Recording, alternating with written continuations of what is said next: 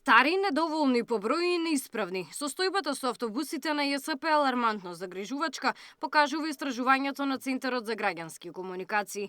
Предпријатието располага со 341 автобус, но иако 185 се технички исправни, на улиците секојдневно се обраќаат само 157.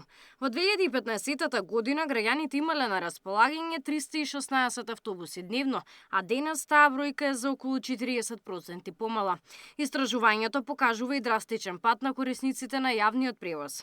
Оваа бројка е најфрапантна, да кажам, од истражувањето, затоа што само за 10 години 30 милиони патници помалку се превезуваат годишно. Во исто време и бројот на исправни автобуси што дневно се ставаат во употреба, исто така е намален и денеска имаме само 157 такви автобуси, а пред 10 години имало повеќе од 300.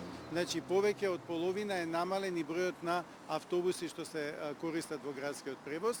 Дополнителен проблем е што автобусите се стари. Во просек секој е користен на 13 години. Само 10% од автобусите имаат највисок еколошки стандард, останатите не го исполнуваат овој услов. 80% од сите овие автобуси се оние кинески и украински, купени одамна. Имаме исто така десетина автобуси 33 години што се стари, така што тоа се рефлектира и врз тие еколошки стандарди. Само малку имаме оно највисок 6, другите се со еколошки стандарди 4 и 5. Ги прашавме граѓаните има ли доволно автобуси во метрополата.